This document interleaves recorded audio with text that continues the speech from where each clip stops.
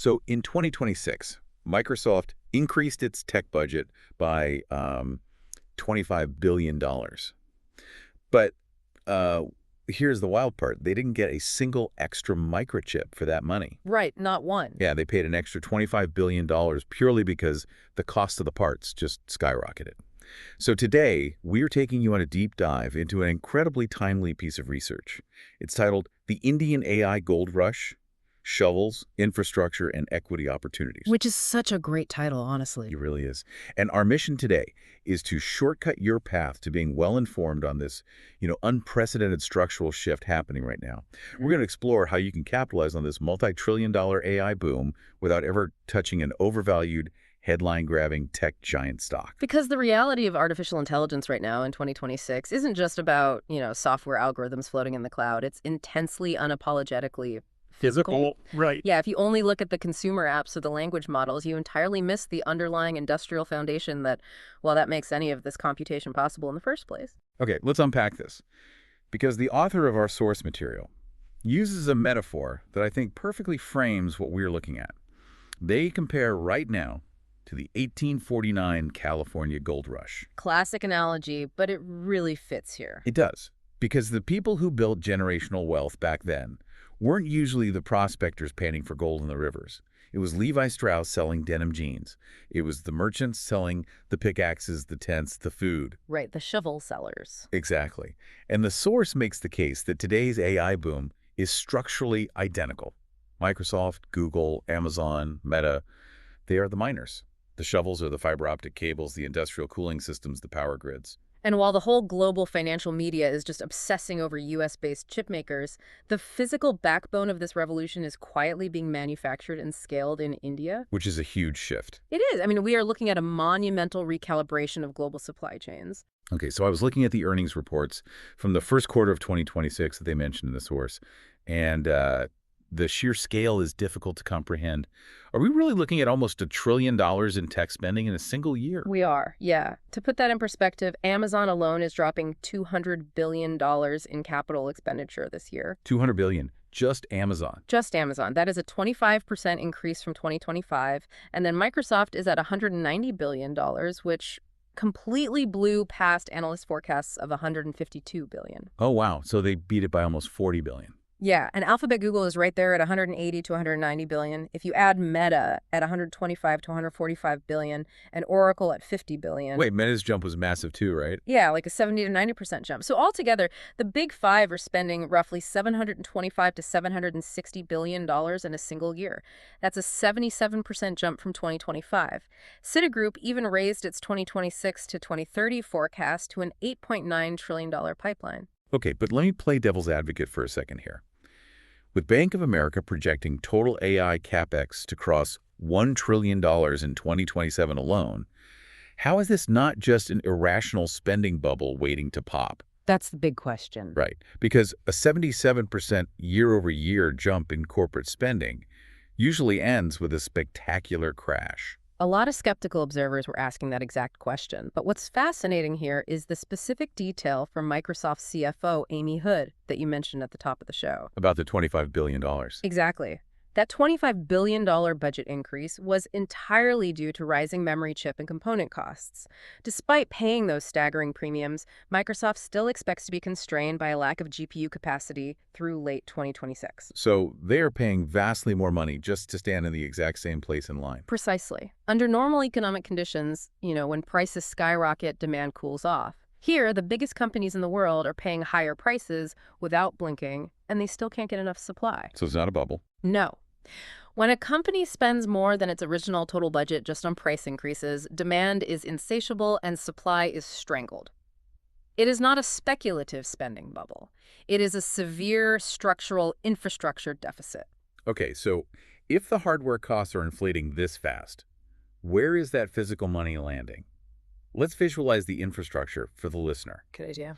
If those advanced GPUs, the chips doing the actual AI computing, are the high-performance engines of this boom, generating incredible power but running dangerously hot, Then these modern data centers are the heavily fortified racetracks required to keep them from melting down. I like that, the heavily fortified racetracks. Right, and building those tracks requires a staggering amount of raw material. Let's break down the physical demands of those facilities because AI data centers are entirely different from traditional cloud setups. The new generation of GPUs run so hot they can literally melt standard server hardware. Wait, literally melt it. Literally, you cannot just put these in an air-conditioned warehouse anymore. So the thermodynamics are completely different now. Exactly. You need a highly advanced precision liquid cooling systems piped directly to the server racks just to keep the building functioning. And then there is the connectivity. Right, the fiber optics. Yeah, because the density of the computing power is so extreme, AI data centers require 36 times more fiber optic cables than traditional CPU racks. 36 times the physical glass and Uh-huh. cable. Why is the multiplier that high? That seems crazy. It comes down to how AI actually thinks.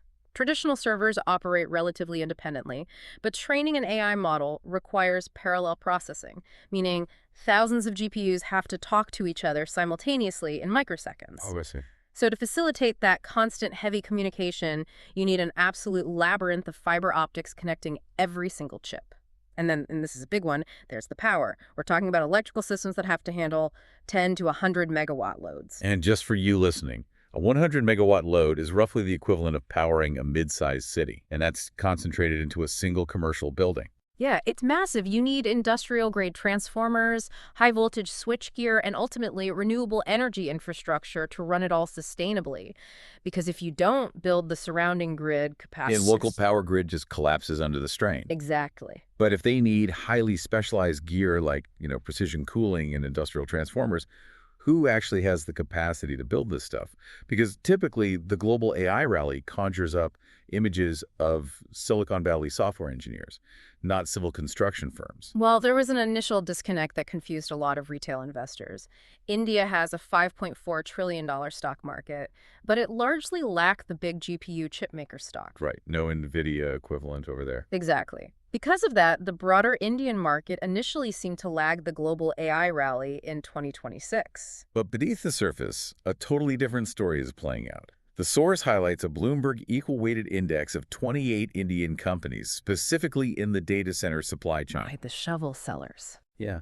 And just to clarify for everyone listening, an equal-weighted index means the financial metric treats the smallest supply chain company with the same importance as the largest, rather than letting a few corporate giants skew the average. In 2026, that specific index gained roughly 35%. Which is huge. Yeah, adding about $48 billion in market value. And keep in mind, the broader Nifty 500 actually lost over $300 billion in value during that same period, so the infrastructure providers were quietly surging while everything else dropped. CBRE Group is now forecasting India's data center market to exceed $100 billion by 2027. Okay, but if these cooling systems and miles of fiber optics are fundamentally different from traditional tech, traditional manufacturers can't just pivot overnight.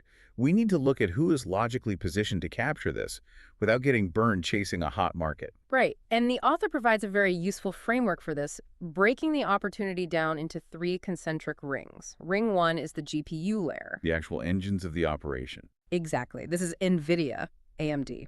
For a domestic investor in India, this is inaccessible directly. You'd have to go through global ETFs or foreign markets. Got it. What's ring 2? Ring 2 is the connectivity layer. These are the companies making the fiber optics, the telecom infrastructure, the high-performance servers, and finally you have Ring 3, the foundation layer. Which is what? This is the heavy power generation, the civil construction, the real estate for the data parks. Okay, here's where it gets really interesting. Let's look at that ring 2 layer for a second. The tier 1 stocks that the source notes are already running incredibly hot. They mentioned Sterlite Technologies, or STL. Right, STL. They secured a multi-year award worth over $1.1 billion from a U.S. hyperscaler.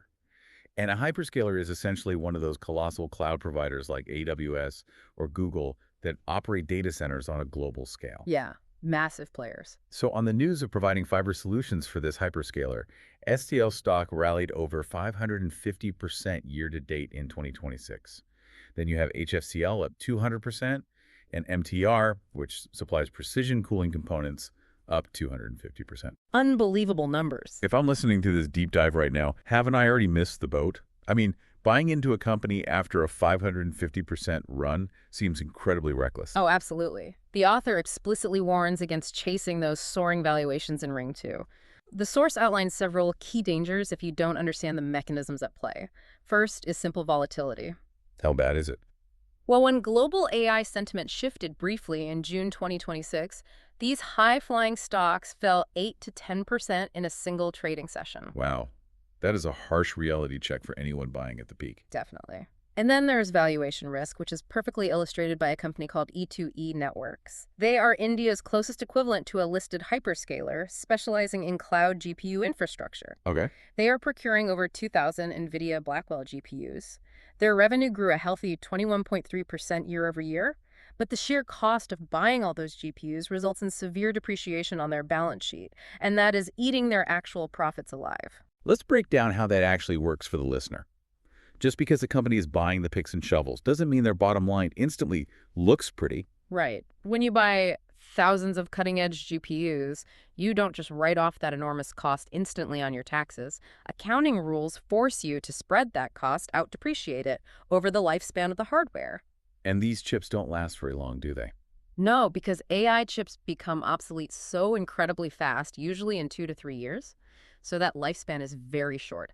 That means a huge chunk of your revenue every single quarter vanishes on paper just to cover the depreciation of the equipment you already bought. So the cost of admission to this AI game is astronomically high. Exactly. And it crushes short-term profit margins. Which is why the author pivots the strategy toward the prudent play. Hmm. Ring 3, the foundation layer. The argument is that the broader market has not fully connected the dots yet. Everyone knows AI needs chips, but the market hasn't fully priced in the fact that AI needs gigawatts of reliable power and miles of specialized concrete buildings. Yeah, so you are looking at the heavy hitters of Indian infrastructure. Companies like NTPC and Adani Green Energy, because they are the ones who will have to supply the exploding energy demand. Right. And Larsen and Toubro, or L&T. They are perfectly positioned to handle the immense civil construction required for these sprawling data center campuses. And building a data center isn't like building a standard office block. You need floors that can handle extreme weight loads from the liquid cooling systems. And the structural engineering has to account for vibration control so the delicate servers don't shake themselves apart. Exactly. This layer is earlier stage, the valuations are less stretched, and they offer a multi-year runway insulated from sudden shifts in tech sentiment. Because even if a specific AI software company fails, the concrete and the power grid still get paid for. So what does this all mean on a global scale? Why is this monumental build-out happening so rapidly in India specifically? Google isn't dropping a $10 billion bet on India, and Reliance isn't signing $11 billion data center deals just because real estate is cheaper there than in California. This feels like a broader national strategy. It is. This brings us to a structural tailwind that most foreign investors completely ignore. First, you have the India AI Mission. What's that? This is a government-backed program targeting the procurement of over 100,000 GPUs by the end of 2026. The government is actively partnering with companies like NVIDIA, L&T, and E2E Networks to make this happen. Procuring 100,000 GPUs is a state-sponsored mandate, not a corporate pilot project. Exactly. Combined with that, Indian regulations are increasingly pushing for data localization. They are actively forcing global tech to build their compute capacity locally rather than just renting space on U.S. clouds. Let's ground that in physical reality. How does that regulatory strong-arming actually operate? The Indian government essentially says, if you want access to our 1.4 billion citizens and their data, the servers processing that data physically cannot leave our borders. You can't just pipe it back to a server farm in California or Texas. You have to pour the concrete, secure the power, and build the servers here. Right. It guarantees a domestic construction boom by law. If we connect this to the bigger picture, you start to see the true nature of what's happening. India already has a vast, cost-effective engineering pool to build and manage these centers. But beyond the economics, it's a sovereignty play. It's 100% a sovereignty play. In the 21st century, controlling your own AI compute capacity, owning the physical infrastructure where the artificial intelligence lives and breathes, is the new benchmark for leading the next economic decade. Wow. You cannot be a global superpower if your digital brain relies on hardware located in another country. It leaves you entirely vulnerable to foreign policy shifts or supply chain embargoes. You are essentially outsourcing your country's cognitive capacity if you don't build it at home. It makes complete sense why the capital is flowing into the physical infrastructure at such a relentless pace. The stakes are simply too high for it not to. Exactly right. As we wrap up this deep dive, the core takeaway from this research is clear. Whether you are actively investing, working in tech, or just observing the macroeconomy, understanding that the AI revolution is about concrete, precision cooling pipes, and electrical transformers is an immense advantage. Seeing the physical reality of the digital world gives you a lens that most people simply do not have. And to build on that sovereignty point from the source, if possessing local gigawatt-scale data centers and hundreds of thousands of GPUs is the new definition of a sovereign independent nation, what happens to the countries that simply cannot afford to build their own Ring 3 foundation layer? That's a scary thought. Right. Are we on the precipice of a new permanent global wealth divide dictated entirely by who owns the AI power grids and who has to rent them? It's definitely something to consider. How will that geopolitical shift impact your own industry over the next decade?